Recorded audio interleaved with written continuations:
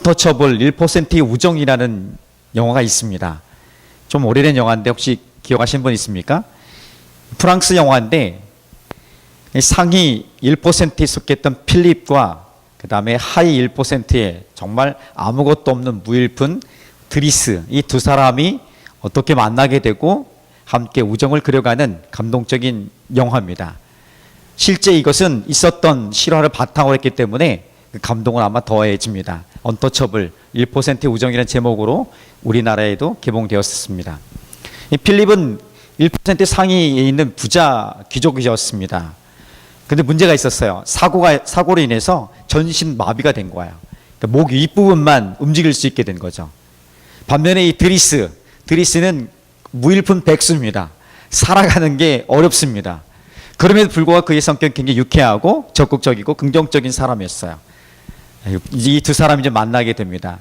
필립은 누군가의 24시간의 돌봄이 없으면 혼자서 절대로 살아갈 수 없는 존재였습니다. 도우미가 필요한 거죠. 24시간 자기를 도울 수 있는 도우미를 뽑게 됩니다. 거기에 드리스라는 하위 1% 무일푼 백수였던 드리스가 지원하게 됩니다. 본래 자기가 도우미 일을 하려고 지원한 게 아니라 이 복지금을 타기 위해서 할 수 없이 이 도우미 역할을 해야 되고 사인을 받아야 되기 때문에 지원하게 되고 면접을 보게 됩니다. 그리고 필립과 이 드리스는 내기를 합니다. 당신이 2주 동안 드리스에게 얘기합니다. 너가 2주 동안 이 도우미 역할을 잘 하는지 못하는지 내기를 하자. 내기를 합니다. 이 드리스는 그래도 또 오기가 있었습니다. 오기가 발동해서 내가 2주 동안 반드시 하겠다고. 그래서 하게 되죠. 실제로 2주 동안 이 도우미 역할을 잘 해냈습니다.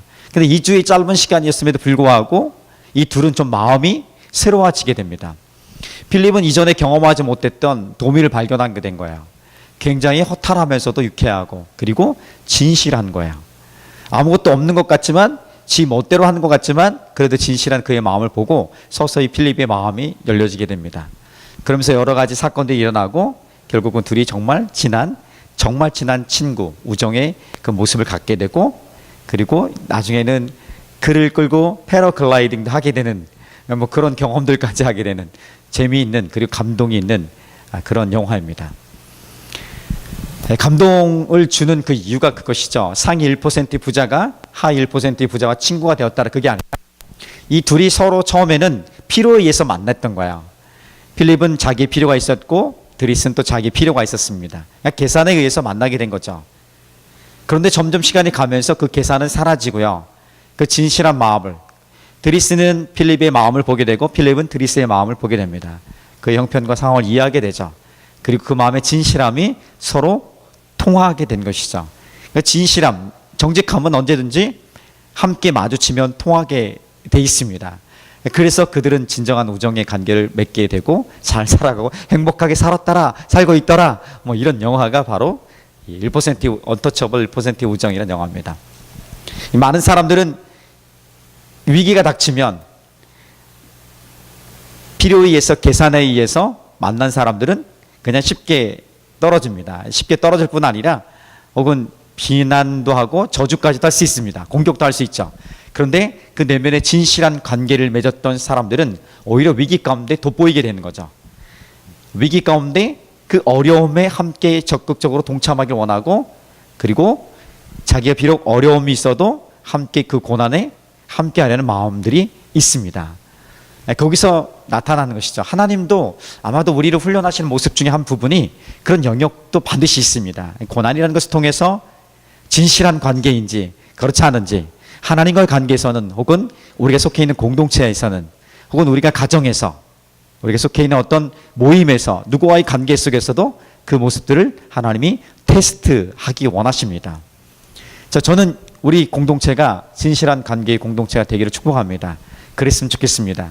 좋을 때만 웃고 즐기는 것이 아니라 좀 쉽지 않을 때에도 함께 공감하고 함께 마음을 같이 할 수 있는 진실함이 영역이 넓어지는 정직함이 영역이 더 커지는 완벽하지 못해도 더 온전함을 향해서 채워나가는 그런 공동체로 새롭게 거듭나기를 그렇게 발전하기를 성장하기를 주님의 이름으로 축복합니다.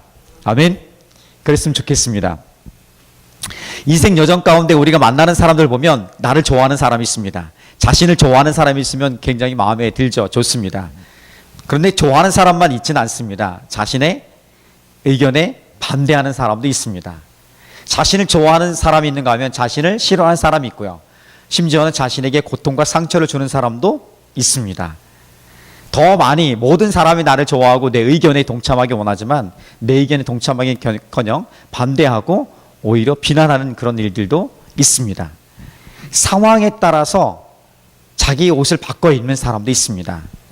그러니까 마치 까멜론처럼 자기 필요에 따라 위기를 극복하기 위해서 자기 손을 보지 않기 위해서 옷을 바꿔 입는 사람도 있습니다.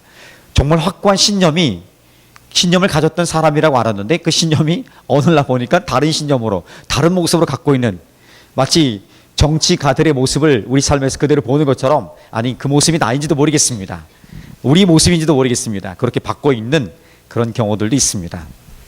그런 어떤 필요에 의해서 상황에서 바뀌는 그런 관계 속에서는 진실한 관계로 자라갈 수는 없고요. 그 안에서는 좀 더 성장할 수 있는, 어떤 행복할 수 있는 진정한 관계의 진리를 발견하기 참으로 어렵습니다. 그럼에도 불구하고 어떤 상황에도, 어떤 상황 속에서도 변하지 않는 진실된 사람이 있습니다. 그 사람은 자기에게 좀 불리하고 불편해도 그 마음을 감수하기를 결정합니다. 그리고 끝까지 그 하나님을 향한 혹은 관계를 향한 진실한 마음을 지켜가는 사람도 있습니다. 저는 이 사람이 되기를 원합니다. 그리고 여러분들도 그렇게 되길 축복하고요. 하나님의 사람은 적어도 그렇게 정직하고 진실한 관계를 만들어가는데 좀 더 선한 모습으로 세워져 가는데 바로 세워져야 될 줄 믿습니다. 그 일이 오늘 다윗의 모습 속에서 나타납니다. 다윗은요, 지금 어떤 상황이냐면 아들 압살롬에 의해서 왕권을 빼앗기고 있는 중입니다. 도망친 것이죠. 아주 급하게 예루살렘을 도망가고 있는 중입니다. 도망가고 있는 중, 그러니까 자기 생명까지도 위협받고 있는 중입니다. 절체절명의 위기가 다윗 왕에게 다시 한번 찾아온 것입니다. 그러나 그의 곁에는 오늘 잠시 얘기했던 속에 있던 진실한 사람도 있었습니다. 그의 편에서 함께 죽기를 각오하고 끝까지 함께하기 원하는 진실된 사람들이 여전히 그에게 있었습니다. 그런 부하들뿐 아니라 친구들이 있었고 동료들이 있었습니다. 그러나 다윗에게는 그런 좋은 사람만, 그의 의견에 그를 좋아하는 사람만 있었던 건 아닙니다. 오히려 그를 반대하고, 그리고 오늘 본문에서 읽었던 시므이처럼 저주하고 돌을 던지는 사람도 있었습니다.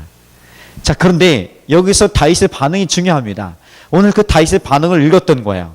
시므이란 사람이 저주하고 돌을 던지는데, 지금 그래 내가 지금 도망가는 왕이지만 충분한 힘을 갖고 있어서 그를 해할 수 있는 능력이 있습니다.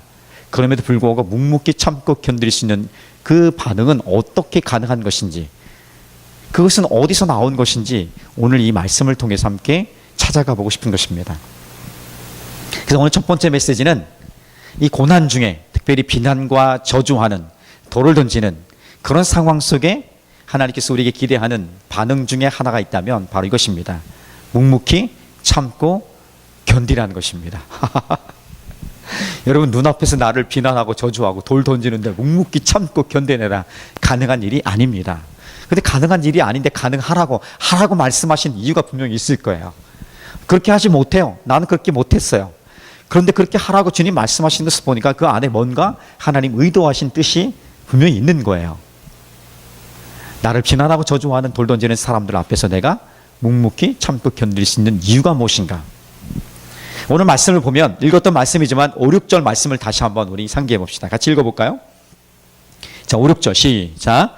다윗 왕이 바후림의 이름에 거기서 사울의 친족 한 사람이 나오니 게라의 아들이요 이름은 시므이라. 그가 나오면서 계속하여 저주하고 또 다윗과 다윗 왕의 모든 신하들을 향하여 돌을 던지니 그때의 모든 백성과 용사들은 다 왕의 좌우에 있었더라. 지금 여러분, 그래도 왕이 도망가는 중이지만 그를 둘러싼 수많은 병사들이 있고요, 장군들이 있습니다. 근데 지금 시므이라는 한 사람이 저 위에서 막 돌 던지고 있는 거예요. 골짜기로 도망가고 있는 그 사람을 향해 막 젖을 퍼부으면서 돌을 던지고 있는 거예요. 시므이도 대단한 사람. 이 시므이라는 사람은 오늘 본문에 소개한 것처럼 사울의 친족이었습니다. 그러니까 사울을 추종했던 사람이에요. 여전히 사울 왕을, 그 당시에도 다윗이 왕이 되었음에도 불구하고 사울 왕을 추종하는 세력들이 남아 있었던 거야. 그 중에 하나가 바로 시므이였습니다. 그러니까 여전히 다윗 왕을 왕으로 인정하지 않은 사람이 바로 시므이였던 것이죠. 이 시므이가 지금 저주하고 돌을 던지는 것입니다. 그가 얼만큼 심하게 저주하고 돌을 던지냐면 그것도 바로 이 정도 거리에서 했을 것 같아요. 조금 더 떨어졌으면 모르겠지만 보이는 거리에, 눈을 마주칠 수 있는 거리에, 거기서 지금 비난하는 거예요. 이렇게 비난합니다. 7절 8절 보면, 자 시작. 시므이가 저주하는 가운데 이와 같이 말하니라. 피를 흘린 자여, 사악한 자여, 가거라 가거라. 사울의 족속의 피를 여호와께서 내게로 돌리셨도다. 그를 이어서 네가 왕이 되었으나 여호와께서 나라를 네 아들 압살롬의 손에 넘기셨도다. 보라, 너는 피를 흘린 자이므로 화를 자촉하였느니라 하는지라. 지금 사악한 자의 가거라 가거라. 아마도 최고의 저주 중의 저주로 지금 퍼붓고 있는 것입니다. 그것을 눈앞에서 듣고 지금 보고 있는 것입니다. 그리고 돌을 또 던지고 있는 거야.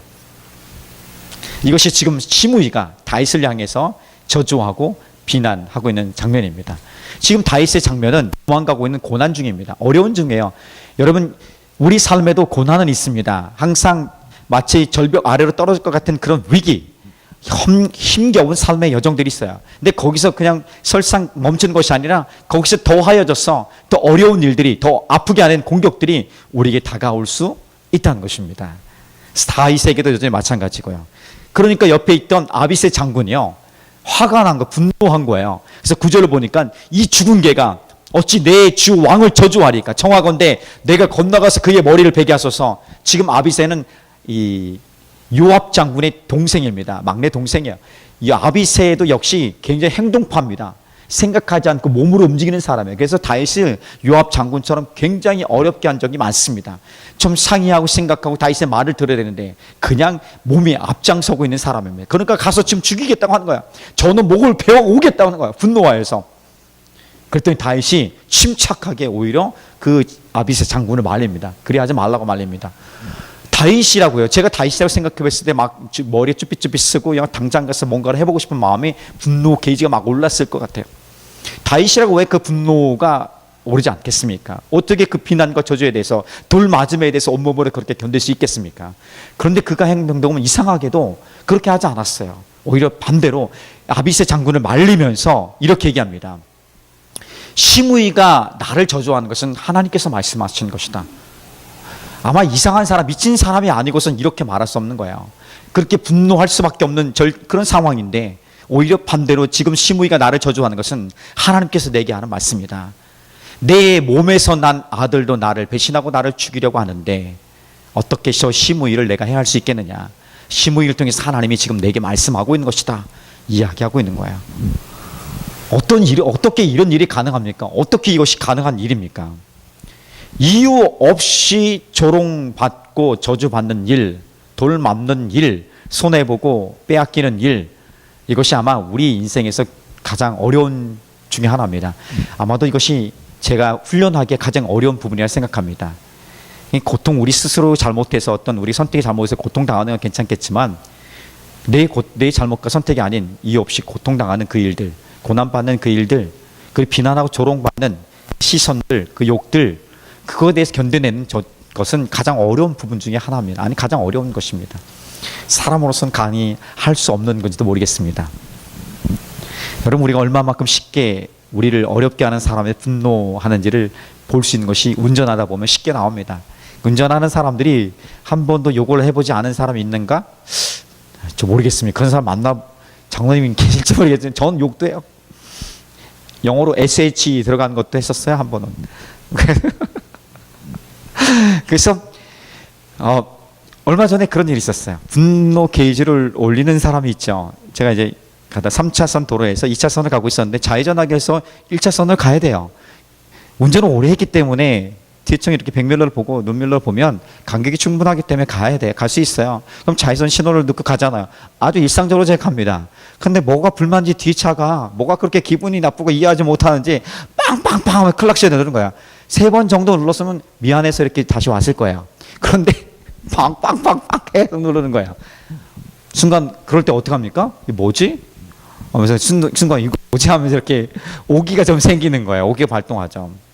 그래서 아주 여유 있게 빵빵거리곤 개가 짖어도 기차는 간다. 아주 저도 못됐죠. 그래서 피하면 그냥 지나가면 되는데 개가 짖어도 기차는 간다. 어제 더 휙 들어가지도 않고 가지도 않고 그냥 아주 여유 있게 이렇게 가슴이 1차선 가니까 계속 빵빵거리는 거예요. 그래서 난 또 좌회전 해야 되니까 또 좌회전 바로 들어가야 돼요. 좌회전 이렇게 차선 바꾸는데 계속 쫓아오면서 빵빵거리는 거예요. 그래도 여유 있게 개가지도도 기차는 어떻게 갑니까? 가죠. 갑니다. 한참을 그래서 좌회전 바꿔 가는데 그냥 옆에서 이렇게 추월해서 가더라고요. 그때 저도 못된 거예요. 사실은 저도 분노가 난 거예요. 사실은 그때 옆에 전도사님 안 탔으면 아마 뭐가 나왔을지도 몰라요. 제가 그 절제하는 능력을 주신 것 같아. 그렇게 우리는 쉽게 분노하고 넘어질 수 있는 연약한 존재입니다. 그렇게 쉽게 넘어질 수 있고 분노하고 이렇게 폭발하고 원수 갚기를 원하고 복수하고 싶고 뭔가 이 억울함을 해소하고 싶은 게 저도 그렇고 우리 보통의 마음이에요. 아마 수련을 많이 했어도 아마 그 상황이 오면 그렇게 무너지는 것은 한순간입니다. 이만큼 훈련했다고 생각했는데 어느 한순간에 확 무너지는 경우들이 있지 않습니까? 나는 그래도 이만큼 잘 훈련해서 단단하게 넘어지지 않을 거야 생각을 했었는데 어느 순간 보면 넘어져 있는 거예요. 정말 그러니까 우리가 선줄로 착각하지 말아야 됩니다. 늘 겸손하게 넘어질까 조심하는 것이 우리 평생의 교훈으로 새겨낼 줄 믿습니다. 자, 그런데 어떻게 다윗은 어떻게 그럴 수가 있었을까요? 질문을 해보는 거예요. 다윗은 어떻게 그런 자기를 분노하고 자기에게 저주하고 돌을 던지는 그것도 눈앞에서 그 일을 하고 있는 그를 향해서 어떻게 참고 심지어는 그가 하나님 말씀을 내게 하는 것이라고 이렇게까지 얘기할 수 있었을까? 참 어렵습니다. 10년 좀 전에 저에게도 저의 사역과 저의 삶에 대해서 아주 저주를 퍼붓고 마치 시므이가 다윗에게 저주한 것처럼 저에게 저주를 퍼붓고 간 사람이 있습니다. 그 순간에 제가 얼마만큼 부들부들 떨렸는지 제 인생에서 그런 사람은 처음 만났습니다. 지금도 그래요. 지금은 저에게 아무런 영향을 주지 않지만 그 당시에는 부들부들, 여러분 너무 흥분하면 부들부들 떨리죠. 분노가 너무 세면 부들부들 떨리죠. 부들부들 떨려가지고 뭔가를 해야 되는데 뭔가 할 수 없는 거야. 그래서 그 분노를 가지고 한번 생각한 게 있어요. 이 뭐가 도대체 문제가 뭔지 따지고 싶은 거야. 내가 뭐가 문제인지 따지고 싶고 변명도 하고 싶고 그리고 혼내주고도 싶었어요. 좀 혼내주고 싶었어요. 이게 더 큰 거죠. 혼내주고 싶었어요. 그 마음이 제 마음 가운데 있었어요. 그런데 좀 시간이 지나면 석 달 동안 그런 시간을 보내면서 시간이 지나면 찾을 수는 없어 만날 수도 없었고요. 그래서 시간이 지나면서 잠시 이렇게 이 분노 게이지들이 자연스럽게 또 사라지게 돼요. 그렇게 지나갔는데 저는 그렇게 해결하지 못했는데 그렇게 반응하지 못했는데 어떻게 다윗은 어떻게 그럴 수 있었을까? 다윗이 잘못된 사람인가? 다윗이 그렇게 착오한 사람인가? 다시 훈련을 많이 해서 그랬을까? 근데 그 이유가 있더라고요. 다윗은요 자신을 비난하고 저주하는 그 시므이의 메시지 가운데 그것이 하나님의 말씀이라고 본 거예요. 그리고 그 저주 안에서 그 고난 안에서 비난하는 그 내용 안에서 하나님이 자기를 보시는 본래 자기 본연의 모습을 본 거예요. 자기의 모습은 왕이 아니라 나는 언제든지 언제까지나 죄인이었던 거예요. 한 번도 나는 하나님 보시기에 왕이 아니라 여전히 나는 죄인이 있고 죄인이었던 나를 하나님이 건져내시고 여기까지 인도하셨다는 것을 다윗은 본 거예요. 다윗 안에 지금까지 오기 전까지 다윗은요 그 광야에서 훈련했던 10여 년의 시간 동안에 철저하게 하나님께 친밀한 관계를 맺었지만 그가 여러 왕이 되고서 여러 일들 전쟁을 해가고 정리를 잘하며 정치를 잘했지만 어느 순간에 안주하기 시작합니다. 그리고 그 안주하는 순간에 밧세바를 범하게 되고 간접적으로 우리아를 죽이게 됩니다. 그때 이후에 그가 한번 기도하죠. 그의 아들 그 밧세바를 통해서 난 아들이 죽게 되었을 때 일주일 동안 기도하고 그 이후로 다윗이 기도하지 않았습니다. 기도하지 않고 죽어왔던 거예요. 그러니까 기도하지 않은 아니란 그의 삶 가운데 가족의 압살롬이든 암논이든 사건이 계속해서 연속적으로 일어나게 되고 그것이 오랫동안 계속된 거예요. 근데 고난이 오니까 다윗이 엎드리기 시작합니다. 그리고 오늘 이 쫓겨나가는 저주 아래서 돌 맞는 순간 안에서 그는 자신의 진짜 모습을 또 한번 봅니다. 그것이 오늘 두 번째 메시지인 것입니다. 잠잠히 참고 견딜 수 있는 그 이유가 있다면 바로 고난 중에 불편해요. 사실은요. 그렇지만 진실을 보는 거예요. 자기의 진짜 모습을 볼 수 있기 때문에 그런 것입니다. 내가 하나님 앞에서 내 진짜 모습을 볼 수 있기 때문에 우리는 잠잠히 참고 견뎌야 될 이유가 있는 것입니다. 자, 한 번 더 말씀을 보면 12절 말씀을 한번 가봅시다. 자, 12절 말씀 보면 혹시 여호와께서 나의 원통함을 감찰하시리니 오늘 그 저주 때문에 여호와께서 손으로 내게 갚아 주시리라 하고 이렇게 말씀합니다. 다윗이 시므이의 저주를 듣고 돌을 맞으면서 참고 견디면서 오히려 아비새 장군을 말리고 그것이 하나님 내게 주시는 말씀이라고 한 것은 조금 전에 말씀드렸던 것처럼 그가 하나님 말씀 안에서, 그 저주 안에서 하나님 말씀, 곧 자신이 죄인이라는 것을 불편한 진실이지만 발견한 것입니다. 오랫동안 하나님 믿고 있었던 거야. 하나님 부인하지 않았습니다.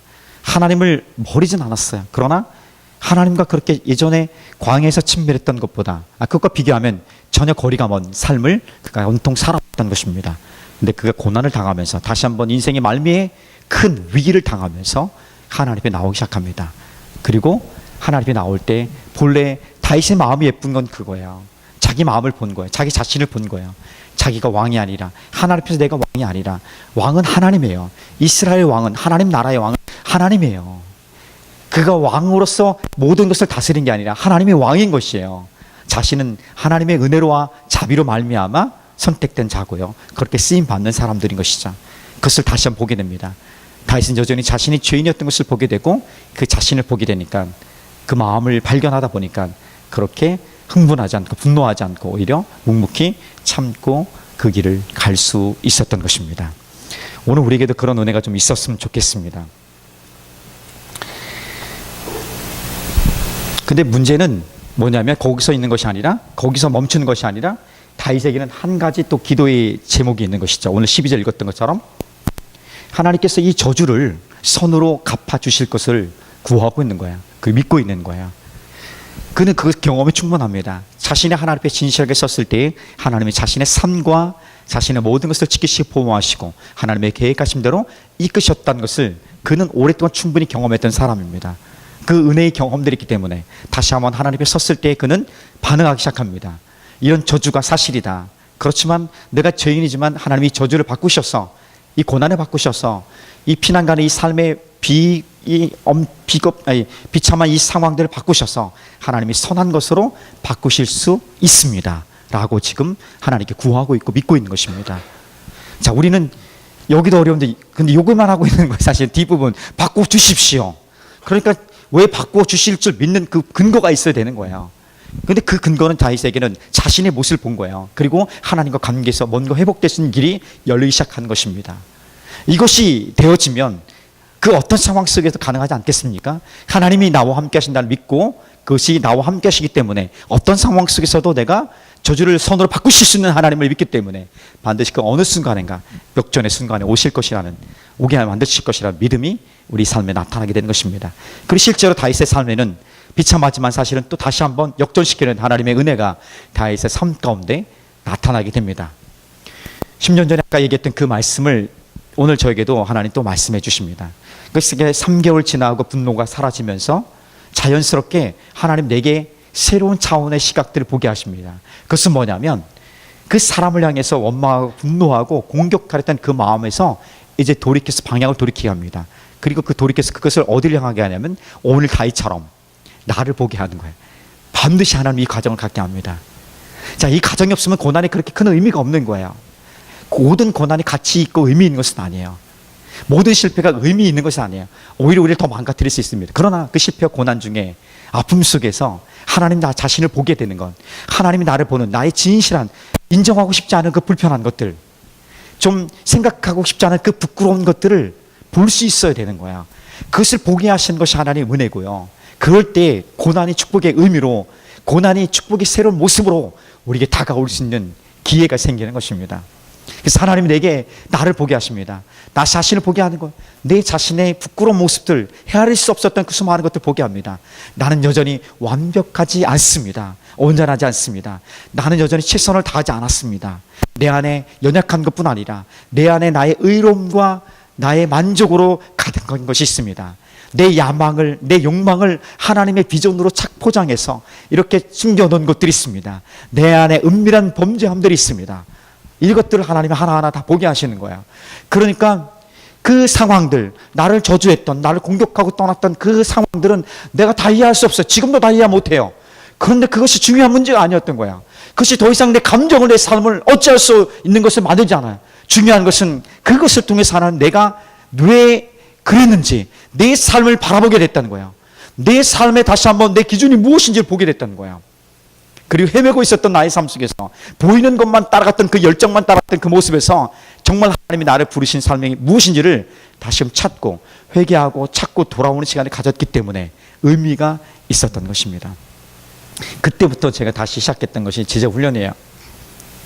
한 사람 한 사람을 세우는 일을 계속 뒤로 미뤘던 거야. 보이는 어떤 쇼를 하고 보이는 어떤 행동을 하고 풍성해지는 것 같습니다. 뭔가 되는 것 같았어요. 그런데 정작 하나님의 사람을 세우는 그 일에 대해서 내가 뒤로 미루고 있었던 거예요.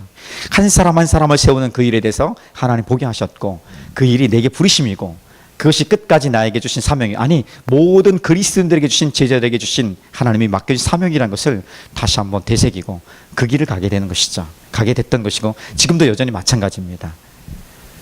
자, 어때요? 여러분 고난 중에 원망과 불평 대신에 감사와 평화를 가져오기 원하십니까? 자, 그럼 그 안에 뭐가 있어야 돼요? 나를 봐야 돼요. 불편한 나, 불편한 진실을 마주하는 나를 볼 수 있어야 될 줄 믿습니다. 그것이 없으면 감사와 평화로 체험을 받기 원하는데 그 의지로만 가능한 것이 아니걸랑요. 그렇게 돼야 돼. 그렇게 만들어야 돼. 배웠으니까 이 상황에서 분명히 하나님 뭔가 있으실 거야. 자꾸 그것만 초점을 맞출 것이 아니라 하나님 앞에 그대로 홀로 서서 완전히 벌거벗긴 그냥 하나도 없는 투명한 모습으로 하나님 앞에 선 적어도 그렇게 서는 작업이 있어야만이 오늘 내 삶에 그 시간들이 의미 있는 것들로 다가올 수 있습니다. 그 결국 그 시간에 하는 건 뭐냐면 철저하게 회개하는 것밖에 없더라고요. 이것은 저만 아니라 다윗도 그랬고 성경의 모든 사람도 그렇고요. 그리고 믿음의 선배들도 그렇고 오늘 함께 신앙생활하는 우리 동료들 함께 신앙생활하는 공동체 멤버들도 동일한 과정을 갖고 있는 것이에요. 목사이든 평신 상관없이 모든 하나님의 사람들이 하나님이 인도하시는 방법의 공통된 부분이라는 것입니다. 그러니까 그 어려움 중에 위기 가운데 섰을 때에 하나님 앞에 서고 내 자신을 보는 그리고 회개하고 돌아가는 그 일들이 소중하고 가치 있는 것이라는 것. 하나님이 우리의 노력과 우리의 열심 때문에 오늘 우리를 이렇게 붙들어주고 있는 것입니까? 그럼 우리보다 더 열심히 하고 부지런히 한 사람들은 더 이렇게 붙들겠네요? 그것이 아닙니다. 그 기준이 그런 게 아니죠. 하나님의 마음에 합한 깨끗한 마음. 우리 마음에 깨끗한 마음으로 준비되어지는 그냥 정결한 예수 볼로 날마다 깨끗해지는 내가 주님 고백하는 그 믿음의 고백들이 나를 세워가고 붙들어가는 은혜인 줄 믿습니다. 그래서 오늘 하나님 우리 삶 가운데 새로운 것들을 좀 말씀해 주시고 도전하기 원하십니다. 지난주 함께 나눴던 고난 중에 다윗이 기도하기 시작했습니다. 근데 그것은 고난이 끝이 아니고 축복이 열려지는 시작이 되었던 거야. 기도하지 않았던 사람이 고난을 통해서 기도하기 시작했더라. 뭔가가 일어날 것이라는 것이죠. 지금이 우리 고난 중이 아니어도 아주 평안한 길일 때라도 꼭 기억하시기 바랍니다. 오늘 또 하나 또 말씀해 주고 있는 거예요. 그 고난 중에 불편하더라도 자기의 진짜 모습을 발견할 수 있길 축복합니다. 오히려 그 자리에서 그 자신을 발견하면 하나님 나를 붙드셨구나. 내 연약한 부끄러움도 많고 이렇게 형편없는 나였는데도 불구하고 이런 과거를 갖고 있는 나의 마음도 나의 삶도 하나님이 다 품으셨구나. 그래서 하나님 빼면 하나님의 은혜와 사랑을 빼면 나는 아무것도 아닙니다. 하나님이 없으면 나는 아무것도 없습니다. 이런 믿음의 고백들이 진짜 고백들로 다가오기를 회복되기를 예수님의 이름으로 축복합니다. 그래서 오늘 함께 이 고백을 드렸으면 좋겠습니다. 나는 아무것도 아닙니다. 이 고백을 우리 함께 드렸으면 좋겠어요. 가사를 한번 보면 같이 읽어볼까요? 자, 반주에 맞춰서 한번 가사를 한번 읽어봅시다. 시작. 나는 아무것도 아닙니다. 주님의 사랑이 없으면. 나는 아무것도 모릅니다. 주님의 지혜가 없으면. 나는 아무것도 못합니다. 주님의 능력이 없으면. 나는 한순간도 못 삽니다. 주님의 생명이 없으면. 이제 내가 사는 것 아니요 그리스도 내 안에 사시니 오직 그의 생명이 나의 생명 나의 모든 날들도 주의 것. 나는 오직 한 분 바랍니다. 나의 아버지 나의 구원 나의 주. 이거 뭐 고난 중에만 있는 것이 아니라 우리 일상에서 고백이 되었으면 좋겠습니다. 여러분 우리가 할 수 있는 영역들이 있어요. 열심히 뛰면 할 수 있는 것들이 있어요. 부지런히 살면 최선을 다해 살면 할 수 있는 것들이 있어요. 근데 어느 순간에 보면 그 한계 영역 바깥에 있는 것들이 있는 거야. 그런데 우리 삶을 잘 돌아보니까 그것이 더 많았던 거야. 그러니까 내 노력과 열심으로 온 것이 아니라 하나님 붙드심으로 온 거야. 그러니까 하나님이 내 인생에서 빠지면 나는 남는 게 없습니다. 이렇게 고백할 수밖에 없는 것이죠. 함께 우리 고백하고 기도합시다.